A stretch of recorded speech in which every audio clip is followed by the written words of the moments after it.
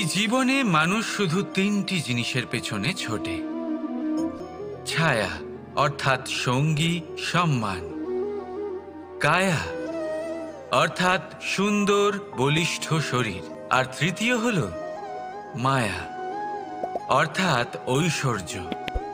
এবার অবাক করার মতো বিষয় হলো, সময় এলে পরে এই তিনটি বস্তুই সবার আগে আপনাকে ত্যাগ করে। অন্ধকারে ছায়া আপনাকে ত্যাগ করে, বার্ধক্যে কায়া আপনাকে ত্যাগ করে, আর অন্তিম সময়ে মায়াও আপনাকে ত্যাগ করে। এগুলো কিছুই কাজে আসে না যার পেছনে আপনি সারা জীবন দৌড়েই যাচ্ছিলেন। যদি কিছু কাজে লাগে তা হলো আপনার প্রেমপূর্ণ ব্যবহার যা আপনি সংসারকে দিয়েছেন। এ হলো সেই প্রেম যা অন্ধকারে প্রদীপ হয়ে আপনাকে আলো দেবে। এ হলো সেই প্রেম যা বার্ধক্যে হাত রূপে আপনাকে শক্তি দেবে, সহায়তা করবে। আর যখন আপনার কাছে অর্থ থাকবে না, তখন এই প্রেমই আপনাকে সামর্থ্য যোগাবে। জীবনে যদি কিছু উপার্জন করতে চান তাহলে শুধু প্রেম উপার্জন করুন। যদি আপনিও আমার মতো দূরের কথা ভাবতে চান তাহলে শুধুমাত্র প্রেম উপার্জন করুন। আর এখন এই প্রেম ভাব নিয়েই বলুন, রাধা রাধা। সংসারে নিয়তি অনেক কিছু নির্ধারণ করে, যেমন প্রত্যেকটি জিনিসের সীমারেখা। শরীরের মধ্যে থাকা জল, তার মাত্রাও এই নিয়তি নির্ধারিত করে রেখেছে। কি করে? দেখুন, যদি সঠিক সময়ে আপনি পরিশ্রম করে নিজের ঘাম না ঝরান, তাহলে কিছু সময় পরে আপনার চোখের জল অবশ্যই ঝরবে। কারণ সবকিছু যদি ভাগ্যের জোরে পেয়ে যাওয়া যায়, তাকে কর্মের দ্বারা সামলে রাখতে হয়। যদি পরিশ্রম করতে থাকেন তাহলে যা পেয়েছেন তা সামলে রাখতে পারবেন, আর যা যা আপনি পেতে চান তা অবশ্যই পাবেন। কিন্তু যদি পরিশ্রমের থেকে দূরে থাকেন তাহলে যা পেয়েছেন তা তো হারিয়ে ফেলবেনই, আর যা পেতে চান তার তো কোনো প্রশ্নই ওঠে না। আর বয়ে যাবে শুধুমাত্র অশ্রু। এবার সিদ্ধান্ত আপনার। কি ঝরাতে চাইবেন আপনি? ঘাম নাকি অশ্রু? রাধা রাধা। সমস্যা। এবারে বলুন, সমস্যা কার জীবনে নেই? প্রত্যেকের জীবনে সমস্যা থাকেই। হ্যাঁ, ঠিক আছে, জীবন আছে যখন, তখন সময়ের সাথে সমস্যাও আসবে। কিন্তু প্রত্যেক সমস্যাই কি সময়ই নিয়ে আসে? না, আপনি সমস্ত সমস্যার দায় সময়কে দিতে পারেন না।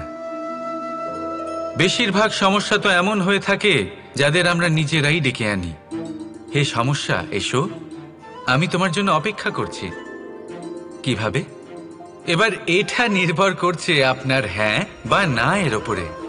বেশিরভাগ সমস্যাই এই জন্য আসে যেহেতু আমরা বারবার হ্যাঁ বলতে থাকি, আর বেশিরভাগ সমস্যা এই জন্যই আসে যেহেতু আমরা সঠিক সময় না বলতে পারি না। সেই জন্য না ভেবেচিন্তে কোনো কথা বা কোনো প্রস্তাবের সমর্থন করলে তা আপনাকে খুব বড় বিপদে ফেলে দিতে পারে।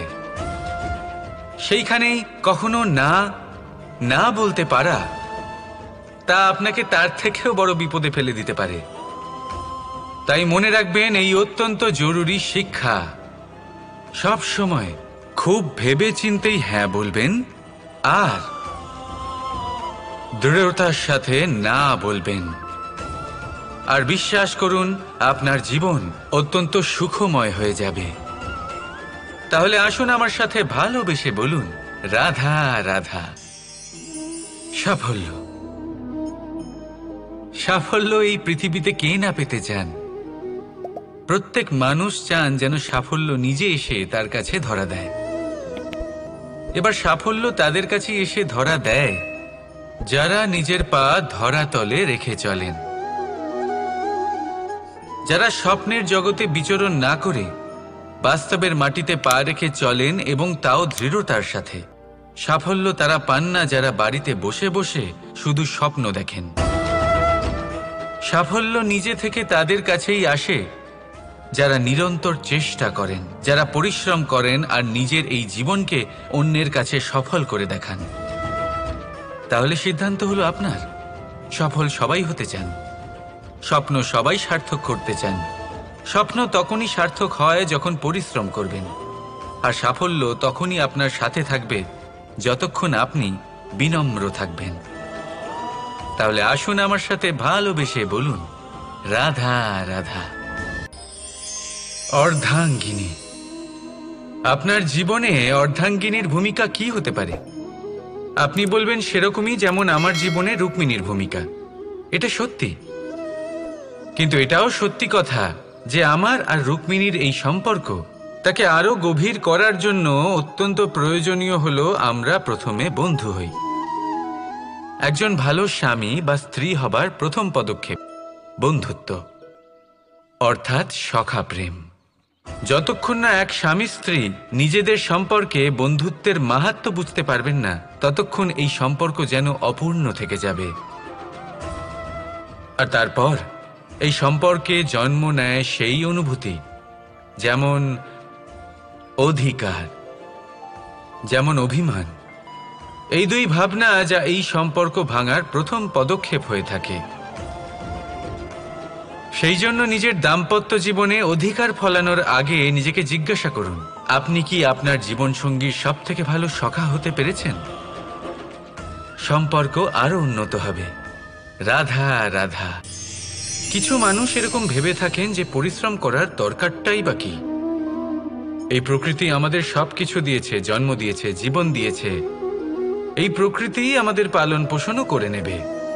এবার আপনি বলুন, কখনো দেখেছেন সিংহকে কারোর সেবা করতে? দেখেননি তো? কখনো আপনি দেখেছেন পাখিকে চাকরি করতে? দেখেননি তো? তাও নিশ্চয়ই তাদের পেট ভরে। চলুন, আপনার এই কথা আমি মেনে নিলাম। এবার আপনি আমার একটা কথার উত্তর দিন। আপনি কখনো দেখেছেন কোনো প্রাণী নিজে হেঁটে এসে সিংহের মুখে এসে বলছে যে আমাকে আপনি খেয়ে ফেলুন, আমাকে নিজের খাদ্য করে নিন, নিজের পেট ভরিয়ে ফেলুন? এরকম তো কখনোই হয় না। সিংহ নিজের খাবার বনেই পেয়ে যায়, কিন্তু শিকার তাকে নিজেকেই করতে হয়। যদি এটা না করে তাহলে সে অনাহারে মরে যাবে। যদি কথা বলা হয় পাখির, তাহলে বলি প্রকৃতি ওকে খাবার নিশ্চয়ই দিয়েছে, কিন্তু সেই খাবার খুঁজে নিতে হয় তাকে নিজেকেই। নিজেকে বাঁচিয়ে রাখার জন্য বাসা বানাতে হয় তাকে, যার জন্য অত্যন্ত পরিশ্রম করতে হয়। এই পরিশ্রম থেকে বিমুখ হবেন না, কারণ এই পরিশ্রমই অনেক দূর পর্যন্ত আপনার ভাগ্য বানাতে পারে। জীবনের সামনে এগোনোর জন্য আপনাকে পরিশ্রম করতেই হবে। তাহলে আসুন আমার সাথে ভালোবেসে বলুন, রাধা রাধা। লক্ষ্যে পৌঁছানো অত্যন্ত কঠিন হয়। কেউ ভাবেন যে কেন এত কঠিন হয়, কেন এত কষ্ট করতে হয় লক্ষ্যে পৌঁছানোর জন্য?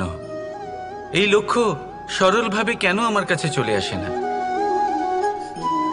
চলুন আপনাকে একটা কথা বলি, যদি আপনার লক্ষ্য কঠিন না হয় তাহলে তাকে পাওয়া আপনার পক্ষে অসম্ভব হয়ে উঠবে। লক্ষ্যে পৌঁছানোর এই রাস্তায় আপনি যে কড়া রোদের সম্মুখীন হন, যার থেকে আপনি দূরে পালাতে চান, সেই রোদ আপনাকে প্রেরণা যোগায় যে আপনি এগোতে থাকুন।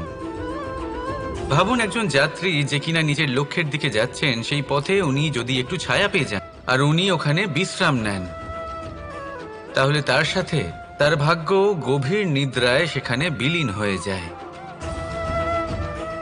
তাই পরিশ্রমের করা রোদের থেকে কখনো দূরে পালাবেন না।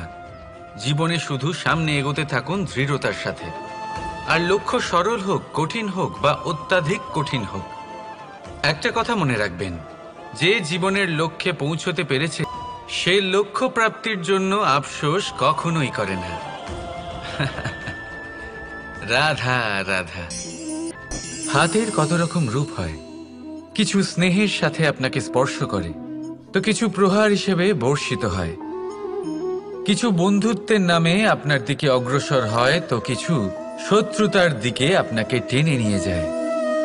কিন্তু কখনো ভেবে দেখেছেন যে কোন হাত বেশি মূল্যবান?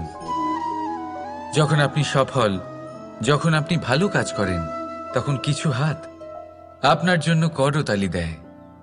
আর কিছু হাত এমন হয় যা আপনার কাঁধ স্পর্শ করে যখন আপনি জীবনে সব থেকে অসফল হন, যখন আপনি ভেঙে পড়েন।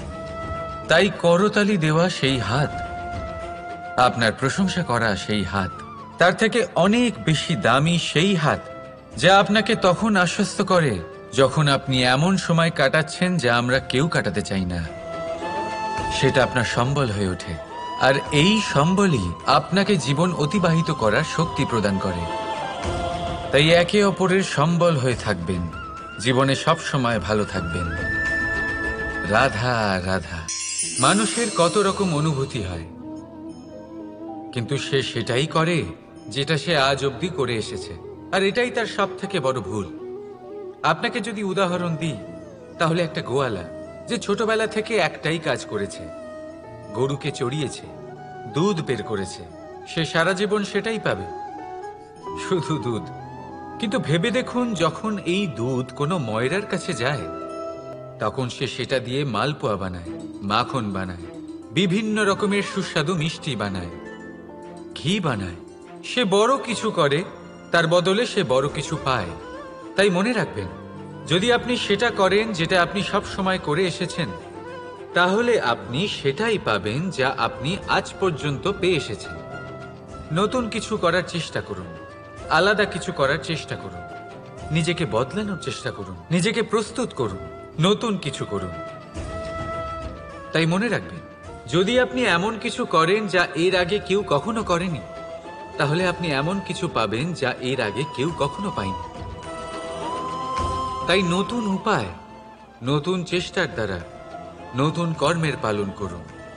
নতুন চিন্তা নিজের ভেতরে জাগ্রত করুন, কারণ এই চিন্তাই সত্য হয়ে আপনার জীবনে আসবে। রাধা রাধা। এই ডাল দেখুন, এই সুন্দর পুষ্প দেখুন। এই ডালের সৌন্দর্য হলো এই পুষ্প, আর এই পুষ্পের মেরুদণ্ড হলো এই ডাল। এবার কল্পনা করুন, যদি এই ডাল থেকে এই পুষ্পকে ছিঁড়ে নেওয়া হয়, তাহলে আপনি যাই করুন না কেন, পুনরায় জোড়া লাগাতে পারবেন না। এবার যদি এটা আমাদের জীবনে হয়, আমাদের মানুষের, আমরা যদি কিছু পাই তাহলে সেটা সুরক্ষিত রাখি, আর যদি সেটা হারিয়ে ফেলি তাহলে দুঃখে জর্জরিত হই। এবার ফিরে আসি প্রকৃতির কথায়। দেখা যাক প্রকৃতি আমাদের কি শেখায়।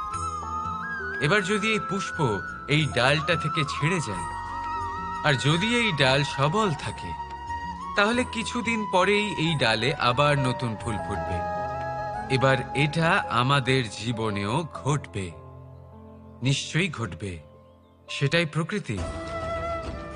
সেই জন্য জীবনে আপনি যা হারিয়েছেন সেটার বিষয় না ভেবে, যা ফেলে এসেছেন তার বিষয় না চিন্তা করে, ভবিষ্যতে যা আপনি যত্ন করে রাখতে পারবেন, সাবধানে রাখতে পারবেন, সেগুলির প্রতি একাগ্র হন।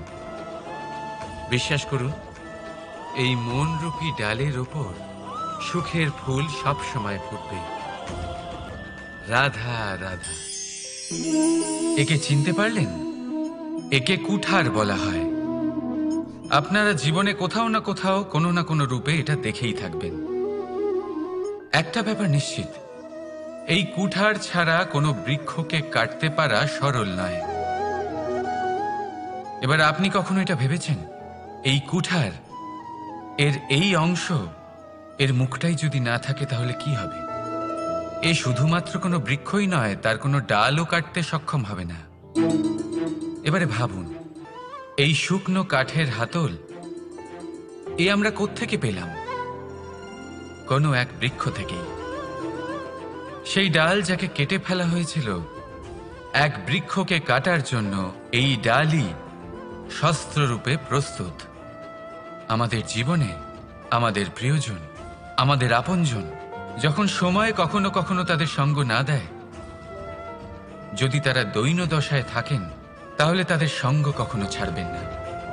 ওনাদের প্রয়োজন শুধুমাত্র মনোবল। তা তাদের দিন, তাদের সাহায্য করা আপনার কর্তব্য। হয়তো তাদের সাথে থেকে আপনার কোনো লাভ হবে না, কিন্তু তাদের দূরে থাকাতে আপনার ক্ষতি অবশ্যই হতে পারে।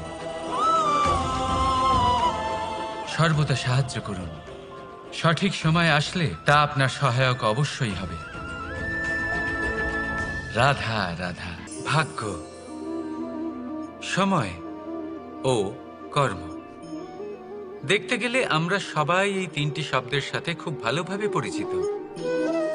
হয়তো আমাদের জীবনে আমরা এই তিনটি শব্দের প্রয়োগ অবশ্যই করে থাকি। দেখতে গেলে এই বিষয়ে প্রত্যেক ব্যক্তির দৃষ্টিভঙ্গি আলাদা। কেউ বলে সময়ই হলো সেই মাধ্যম যা ভাগ্য বানায়। কেউ বলে ভাগ্যই হলো সেই যা সময়কে বদলে দেয়। কেউ বলে ভাগ্য এবং কর্ম এই দুই একই দাঁড়িপাল্লার দুই দিক। যদি আপনাকে সত্যিটা বোঝাই তাহলে ঠিক এইভাবে বোঝাবো। মনুষ্য জন্ম লাভ করা, মানুষ রূপে জন্মগ্রহণ করা, এটি ভাগ্যের হাতে থাকে। মৃত্যুকে প্রাপ্তি করা সময়ের হাতে থাকে। এই দুটি আমাদের হাতে নেই। কিন্তু মৃত্যুর পরেও চিরকালের জন্য অমর হয়ে থাকা, লোকের হৃদয়ে বসবাস করা, এটি অবশ্যই আমাদের হাতে। আর এই আমরা অর্জন করতে পারি শুধুমাত্র আমাদের কর্মের দ্বারা। অর্থাৎ কর্মই হলো সব কিছুর আধার। তাহলে এর থেকে কখনো বিচলিত হবেন না। শ্রেষ্ঠ কাজটা করতে থাকুন আর আমার সাথে ভালোবেসে বলুন রাধা রাধা। ছল, কপট, এই শব্দগুলির সাথে সংসারের কোন ব্যক্তি পরিচিত নন? সবাই জানেন এই শব্দগুলি কি আর এর অর্থ কি। সবাই জানেন বিশ্বাসঘাতকতা কি। সবাই অনুভব করেছেন। কিন্তু আপনি কি কখনো এটা ভেবেছেন এরকম কেন হয়? এর কারণ কি? এর কারণ হলো আশা। যদি আপনি কোনো গুহায় যান আর আপনি আশা করেন যে সেখানে অন্ধকার হবে না, তাহলে তো আপনি আঘাত পাবেন। যদি আপনি সাগরে যান আর এটা আশা করেন যে আমি ভিজবো না, তাহলে তাতে সাগরের তো কোনো দোষই নেই।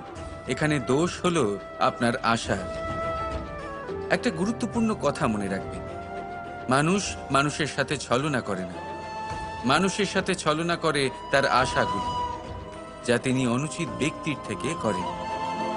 সেই জন্য জীবনে কখনো কোনো আশা করার পূর্বে অবলম্বনের মূল অর্থ বুঝুন। জানুন তিনি আপনাকে সঙ্গ দেওয়ার আদৌ যোগ্য কিনা। না ভাঙবে আশা, না ভাঙবে বিশ্বাস। রাধা রাধা। প্রসন্নতা, এই প্রসন্নতা এমন কোন অনুভূতি নয় যা সৃষ্টিতে শুরু থেকেই ছিল। প্রসন্নতা হলো এমন এক অনুভূতি যা আপনাকে নিজের কর্মের দ্বারা অর্জন করতে হয়। আর যত অন্যকে দেবেন ততই তা অঙ্কুরিত হবে। অর্থাৎ যতটা প্রসন্নতা অন্যকে দিতে পারবেন ততটাই প্রসন্নতা নিজে চলে আপনার কাছে আসবে। এবার আপনি বলবেন এ তো অত্যন্ত কঠিন কাজ, এ কিভাবে সম্ভব হবে? সবাইকে প্রসন্ন রাখা তো স্বয়ং মহাদেবেরও সাধ্য নয়।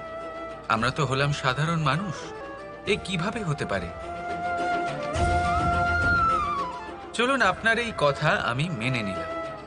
সবাইকে প্রসন্ন রাখা সম্ভব নয়, এটা 100% সত্যি কথা। কিন্তু আমরা চেষ্টা তো করতেই পারি যে প্রসন্নতা না হোক, আমরা যেন কাউকে দুঃখ না দিই। এটা তো আমরা করতেই পারি।